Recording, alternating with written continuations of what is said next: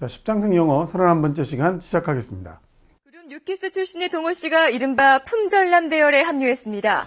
결혼에 앞서 동호 씨는 서로 지난 29회, 30회에서 우리가 연애하고 관련된 표현들을 같이 공부를 해보셨거든요. 그래서 오늘은 그러면 연애를 했으니 결혼도 해야죠. 그래서 결혼과 관련된 표현들을 오늘 31회, 그 다음에 결혼 생활이 뭐 마음대로 다 잘 됩니까? 그래서 32회 때는 조금 결혼 생활에서 냉전이 생기는 경우와 관련해서 31회, 32회 공부를 시작해 보도록 하겠습니다. 먼저 31번째, 오늘은 결혼과 관련된 것들을 할 건데요. 이 결혼과 관련되어서 우리가 좀 알아두셨으면 하는 몇 가지 중요한 단어들을 먼저 정리를 해보도록 하겠습니다. 자, 그래서 오늘의 오후 시간에 첫 번째 여러분이 배우실 단어는 약혼이라는 단어는 아실 것 같아요. 약혼하다라는 engage라는 단어에다가 ment를 붙여서 engagement라고 하면 약혼이라는 명사를 만들죠. 자, 이 약혼을 하는 약혼의 대상, 약혼자는 일상에서 우리도 좀 많이 쓰는 표현인 것 같더라고요. fiancé라는 표현은 여러분 아마 많이 들어보셨을 것 같습니다. 네, 영어로 약혼자를 fiancé라고 부르고요. 자, 그 다음에 이제 결혼식을 할 때 보면 들러리라고 이렇게 아시죠? 그죠? 이 신부의 들러리와 그 다음에 신랑의 들러리를 부르는 말이 다른데요. 그 중에서 신부의 들러리를 영어로 bridesmaid라고 부릅니다. 예, 그 다음에 이 신부의 들러리 중에서 가장 높은 사람 한 명, 그 중에서 대장격이 되는 사람을 뭐라고 부르냐면 maid of honor이라고 부르고요. 뭐 아시겠지만 여기 있는 bride란 말이 바로 뭐가 되냐면 신부가 되는 거고요. 그 다음 maid라는 말이 원래는 이제 하녀라는 뜻으로 쓰였던 단어이죠. 그래서 요거 두 가지가 결합이 되어서 신부의 들러리를 bridesmaid라고 부르면 되고요. 그 중에서 제일 높은 사람 한 명을 maid of honor이라고 부릅니다. 자, 이 사람들은 결혼식에 들러리가 거의 대부분 등장을 하니까 이 단어들은 자주 들으실 수 있고요. 자, 그 다음 신랑의 들러리는 영어로 뭐라고 부르냐면 여기 나오는 것처럼 groomsman이라고 부르고요. 여기 있는 groom이라는 단어가 바로 뭐가 되는 거냐면 신랑이라는 명사가 되는 겁니다. 자, 그럼 신랑의 들러리 중에도 가장 높은 사람이 한 명이 있겠군요. 이 사람은 best man이라는 단어를 이용해서 나타냅니다. 아마 요건 뭐 들러리와 관련된 단어들 이런 것들은 좀 생소하신 분이 많을 것 같아요. 우리가 일상적으로 뭐 교과서나 이런 데서 배우던 표현들이 아니어서 그래서 이번 기회에 저렇게 좀 기억을 해두고 챙겨두시면 좋겠습니다. 자, 신혼여행은 뭐 여러분 다 아시는 것처럼 이건 허니문이라고 부르고요. 자, 그 다음에 이제 핵심이죠. 신부와 신랑이 있어야 될 텐데 신부는 아까 말씀드린 것처럼 bride라고 부르고요. 그 다음에 신랑은 groom이라고 부릅니다. 옛날에는 원래 이제 신부가 bride이고 신랑이 bridegroom이었어요. 그러다가 이제 요건 bride가 빠지고 요즘은 다 groom으로만 이야기를 합니다. 결혼식이 끝나고 나면 이제 피로연을 하죠. 저는 뭐 결혼식에 관심이 없고 남의 피로연에만 관심이 있는데요. 이 결혼 피로연은 영어로 뭐라고 그러냐면 reception이라는 단어를 사용합니다. 자, 오늘 그래서 우리가 이제 결혼하고 관련되어서 여러분이 익혀두셨으면 하는 몇 가지 이렇게 단어들을 좀 챙겨봤는데 생소한 단어들이 있었습니다. 이런 것들은 잘 기억을 좀 해두셨으면 좋겠고요.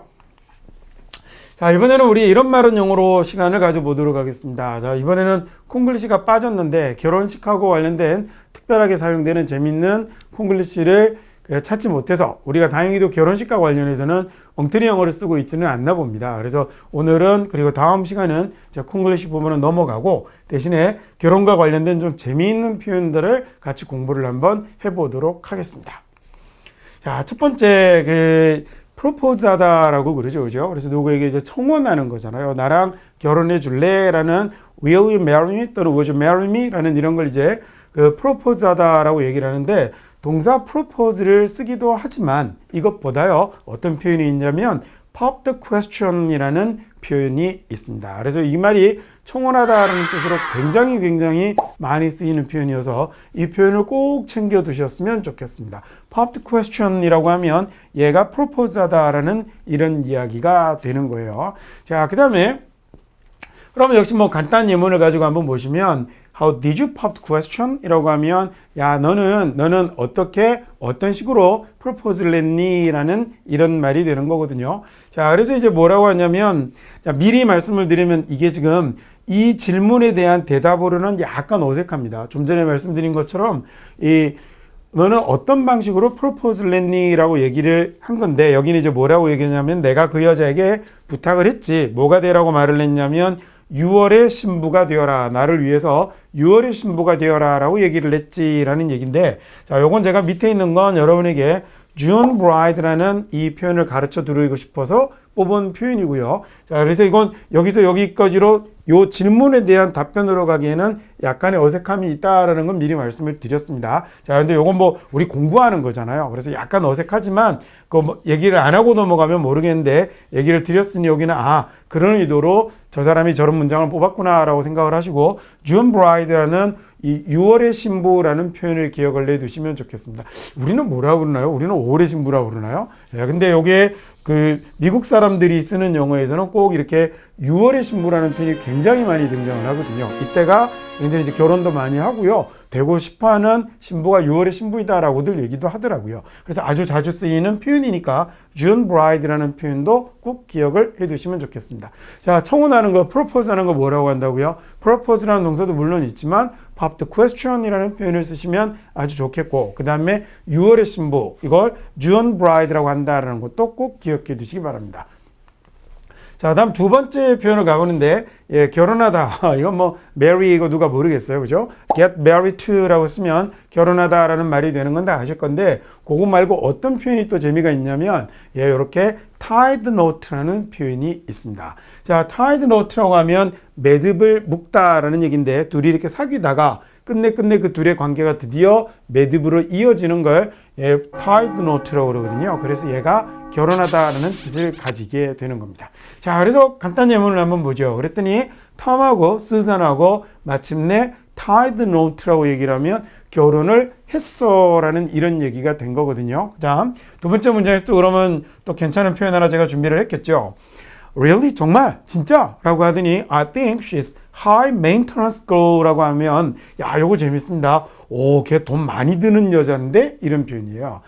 maintain이라는 단어가 자, 요 단어가 이제 유지, 보수하다라는 그런 뜻을 가진 단어거든요. 자, 이 단어의 명사형을 만들어서 maintenance라는 단어를 쓰는 건데, 물론 이제 시설물의 관리, 보수 이런 데도 쓰죠. 근데 그 maintenance라는 말을 우리가 소위 유지라는 말을, 비용이 들어가는 유지라는 말, 자동차 유지비라든지 이런 것들을 나타낼 때 명사로 maintenance를 쓰면 되는데, 사람에게 high maintenance girl라는 이런 말을 쓰게 되면 그 정말 돈 많이 드는 여잔데 이런 이야기가 만들어지는 겁니다. 자, 그러면 이건 두 가지는 이렇게 엮어서 얘기를 같이 표현을 기억해 보셔도 되겠죠. 자, 결혼하다라는 말 marry 말고요. get married to라는 말 말고도 tied knot라는 말을 쓰면 아주 근사한 표현이 된다는 거 하나 챙겨두시고, 그 다음에 조금 속옷스럽긴 하지만 돈이 많이 들어가는 여자라는 말로 high maintenance girl라고 쓰시면 되겠습니다. 당연히 high 자리를 뭘로 쓰면 될까요?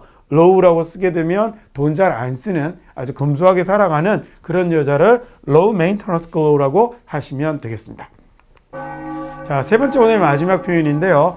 자, 신혼부부라는 표현은 이건 아예 단어가 있습니다. 뭐라고 하시면 되냐면 newlywed라고 하면 돼요. 요건 웨딩 이쪽에서 관련이 있는 단어인 거 아시겠죠? 그래서 새로 막 결혼한 사람들을 newlywed라고 그러고요. 자, 그래서 we are so happy, we are newlyweds. 우리 신혼부부라 너무너무 행복합니다. 우리 너무너무 즐거워요. 신혼이거든요. 이런 말이 될 거고요. 자, 여기서 이렇게 쓸 수 있구나라고 하시면 되고요. 자, 그 다음에 You have my blessing 이라는 요 표현 가르쳐 드리고 싶었습니다. 자, 그럼 이게 축하드릴게요 라는 말인데, 요 말을 쓸 때 제가 축복을 드릴게요 라는 말인데, 당신이 나의 축복을 가집니다 라는 말로 영어식으로 표현을 하면 You have my blessing 이라고 하면 축하드려요 라는 아주 근사한 표현이 됩니다. 기억해 두시면 좋겠고요.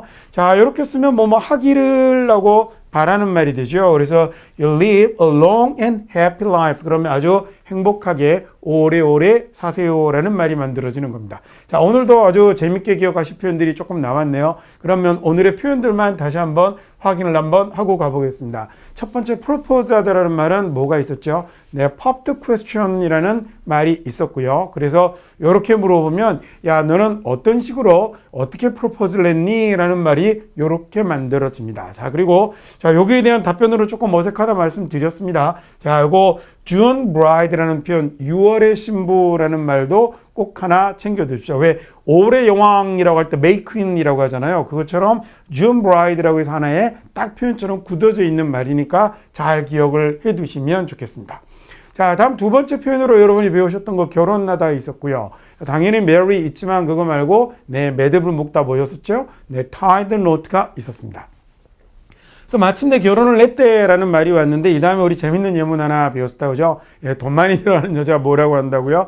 High maintenance girl라고 하면 돈이 많이 들어가는 여자, 유지비가 많이 드는 여자 이런 표현으로 써보실 수 있겠고요. 자, 마지막 세 번째 표현으로 배웠던 신혼 부부는 예, 뭐라고요? newlywed라고 사용을 하시면 되고 예, 요건 We are so happy on newlywed라고 하면 우리 너무 즐거워요. 신혼이거든요. 라는 말이 될 거고요. 하나 더 가르쳐 드렸던 표현이 예, You have my blessing 이라는 말을 쓰시면 축하드립니다. 축하드려요. 라는 말로 아주 근사한 표현을 만드실 수 있겠습니다. 자, 앞에 may 붙여가지고 뭔가 이러시기를 라는 이런 표현도 같이 기억해 두시면 좋겠습니다. 자, 그러면 처음 말씀드린 것처럼 다음 32번째 시간에 조금 나빠진 결혼 관계를 가지고 다시 찾아뵙겠습니다.